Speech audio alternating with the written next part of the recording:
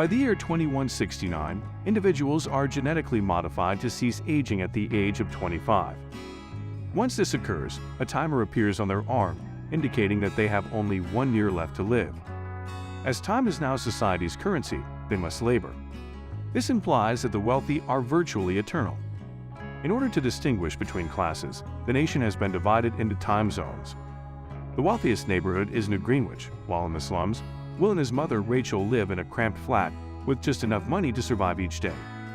Will desires to supplement his income through time combat, but Rachel opposes it because it never ends well. This does not prevent Will from being a generous individual. Whenever he encounters young Maya on the street, he gives her some of his time to help her live.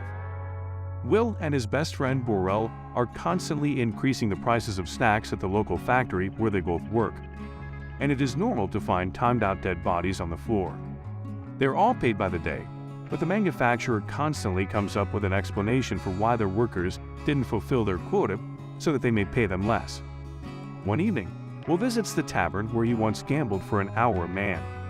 He also encounters Borrell, who is ecstatically drunken owing to a nutjob who is buying drinks for everyone. Henry, whose timer has an entire century, doesn't get why a wealthy man is coming and tries to warn him about the Minutemen, a gang that steals the time of others, but Henry does not pay attention, just as Will dreads. The gang boss Fords appears and requests a time battle with Henry. Everyone else at the bar flees except Will, who stays behind in case Henry accepts the dare, but requests a time in the restroom.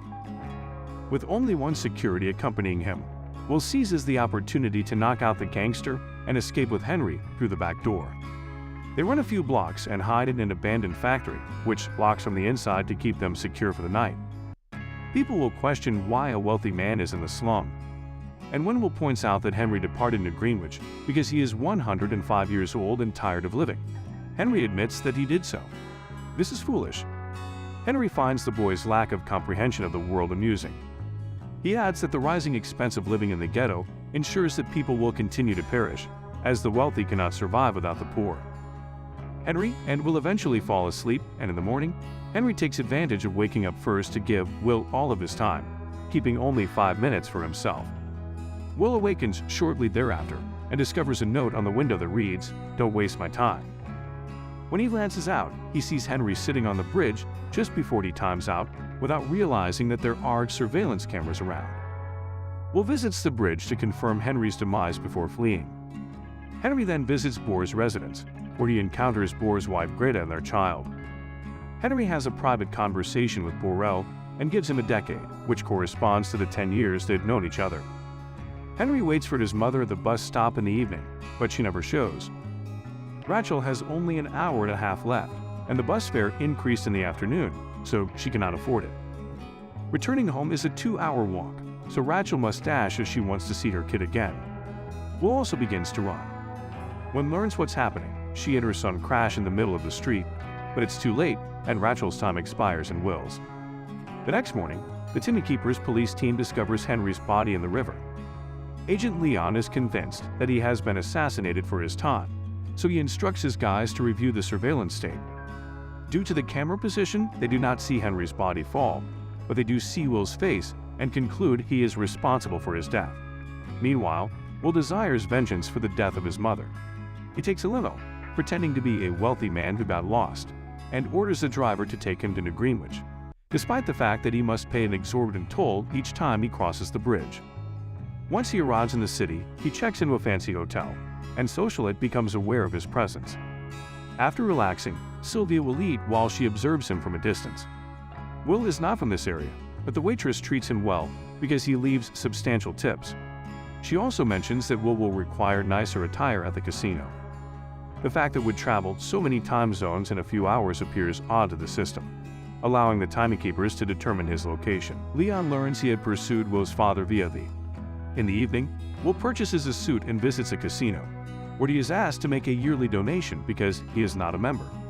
He then joins a poker table, where he meets Mr. Weiss, a time-lending merchant willing to wager large amounts of time. Sylvia, who is Weiss' daughter, also comes to the table, but merely to observe. Will keeps an eye on her while taking the risk and risking everything he has.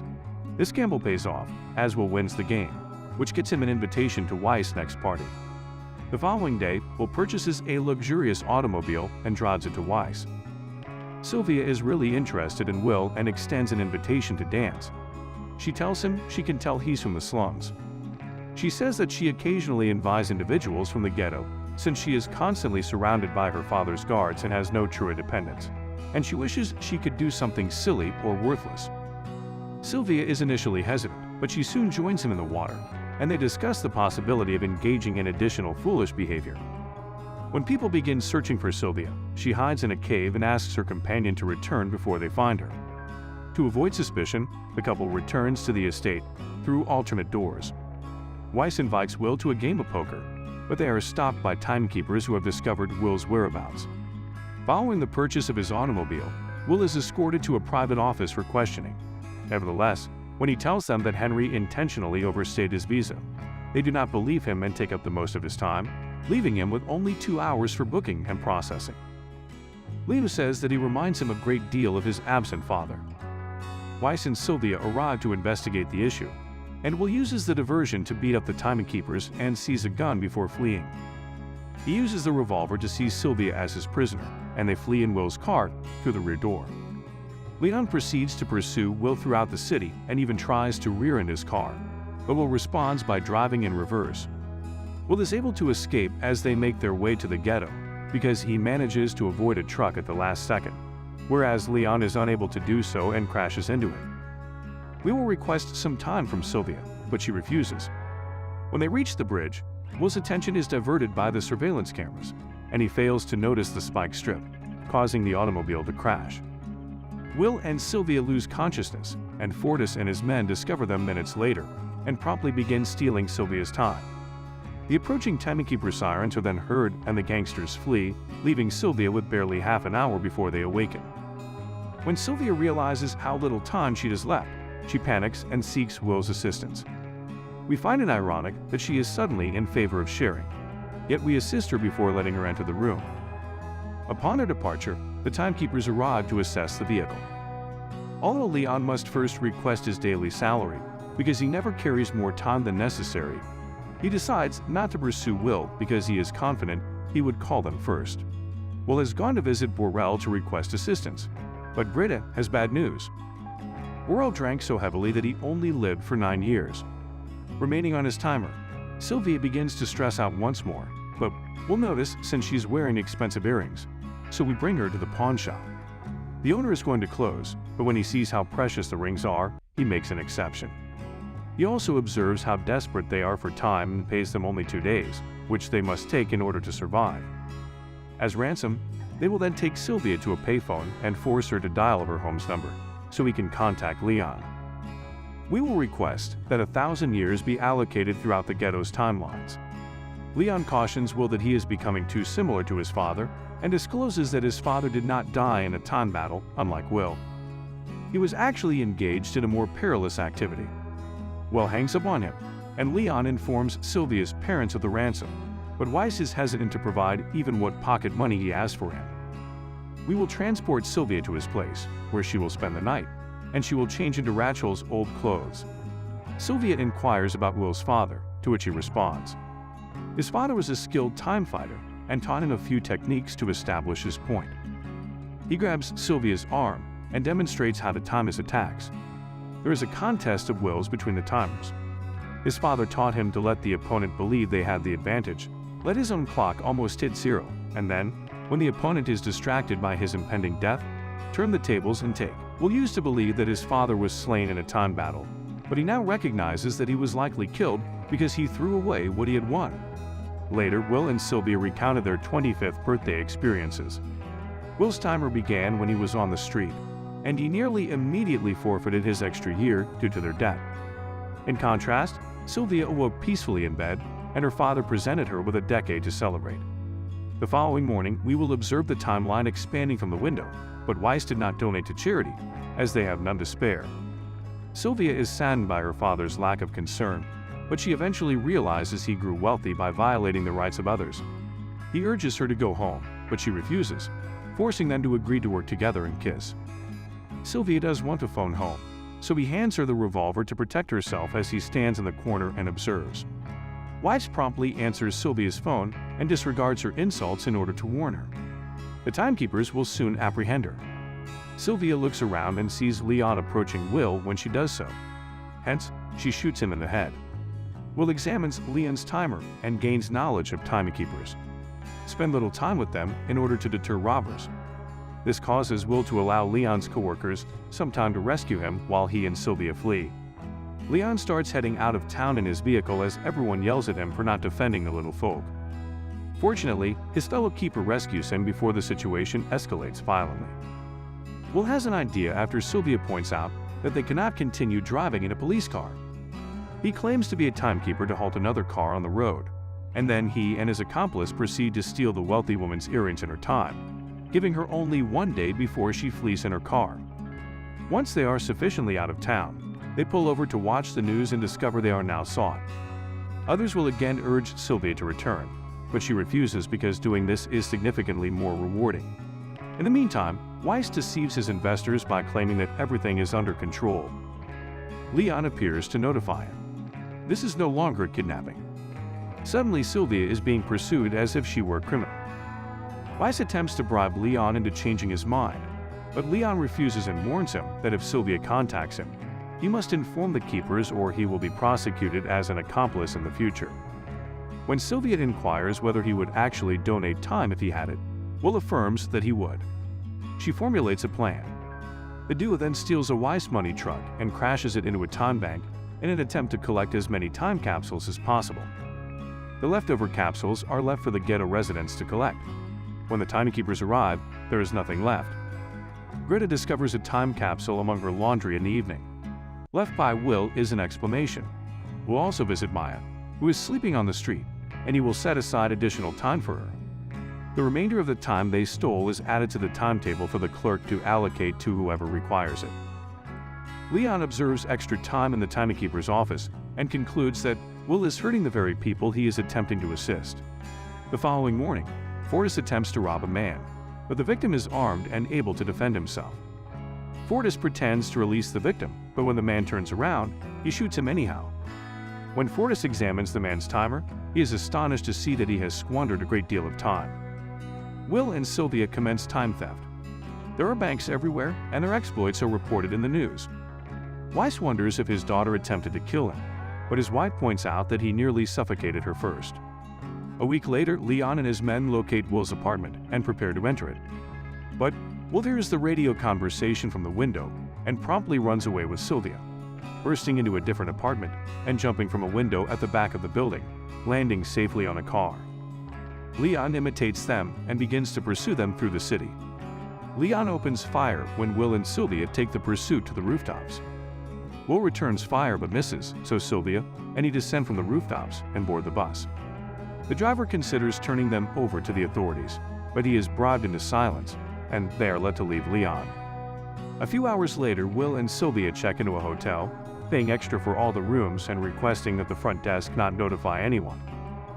As a new client arrives, he is informed that the hotel is full, but he manages to catch a glimpse of Will and Sylvia ascending the stairs. Later, Fortis and his men begin threatening people on the street for information on Will and Sylvia. They initially remain mute because they wish to protect their rescuers, but Fortis then executes a man to demonstrate his seriousness. This motivates the man from the hotel to reveal what. Will and Sylvia learn at the hotel that the reward for their heads is 10 years, which they find quite insulting. Fortis and his accomplice enter the room and hold the couple at gunpoint. Leave Fortis alone while he explains the timekeepers, all he takes from his own people. So now he must restore order. He declares he dislikes murdering people in cold blood and dares Will to a time duel. Will employs the tactic his father taught him. And as soon as Henry looks at his timer, Will begins to consume all of his time. As the guards draw closer to shock, Will seizes the opportunity to shoot them all before taking his time out. By the time the hotel's timekeepers arrive, Will and Sylvia have already departed. A few hours later, we will observe that his prices and lending rates have increased more rapidly to compensate for the new time on the streets. These minor thefts do not make a difference. They would require 1,000,000 years just to make a dent. Thankfully, Sylvia knows where to locate such a sum. The following day, Weiss is concerned about the situation and arrives at work with an increased number of bodyguards. The guards abruptly turn around in response to a perceived threat, but it's only Sylvia proclaiming her intention to leave. Weiss has faith in her and is willing to accept her back. This distraction enables Will to come up behind him and kidnap him. Will and Sylvia then take Weiss to his office and force him to open the safe where he keeps a capsule. Weiss argues that providing a year to 1 million people just prolongs their pain, and that flooding the wrong area with 1 million years might paralyze the system with 1 million years. So Will elucidates. After trapping Weiss in his own office, Will and Sylvia escape, which is precisely what he desires. When the timekeepers discover the theft, they promptly block the bridge to prevent the thieves from going home. Leon is also after them, and when he finds them, he is so focused on them that he forgets to collect his daily wage. The keepers open fire on them, but ignore the shots that penetrate the time zone barrier, allowing the individual to enter the ghetto. Will immediately exits the truck and gives the million-year capsule to Maya before he and Sylvia pretend to surrender as Leon instantly drives his vehicle into theirs. A smug. Leon believes he has won, but at that moment, the timeline proclaims that everyone has time, and a large crowd fills the street, blocking Leon's path and allowing Sylvia and Will to escape. Leon pushes people aside to return to his vehicle and pursue the robbers, but when they pass a second barrier, he must pursue them on foot. Eventually, he catches up to them and guesses their whereabouts. Leon grew up in the slums as well. Leon verifies this and explains that, as things should be, he worked hard to escape. He then attempts to, Will points out. Because he and Sylvia just have a few minutes left to live, there is no use in continuing because they will soon perish. In any case, Leon checks his own timer and finds he doesn't have much time either, since he hasn't yet collected his compensation. His timer expires and Leon dies instantly on the road. Will and Sylvia have only a few seconds remaining, so they share a final kiss. Will realizes that the keepers have time in their vehicles, so he dashes to Leon's car to steal some. Sylvia is not as fearless as he is.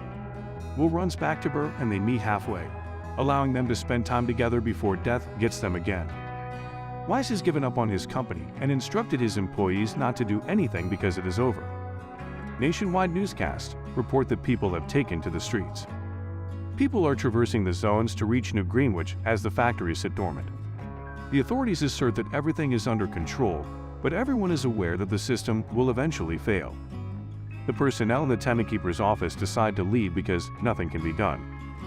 Will and Sylvia are never apprehended and begin targeting larger banks to prevent the old system from returning. I hope you appreciated the video. Be sure to subscribe to Germain Film Insider and enable notifications so you can view similar videos. Thank you for viewing.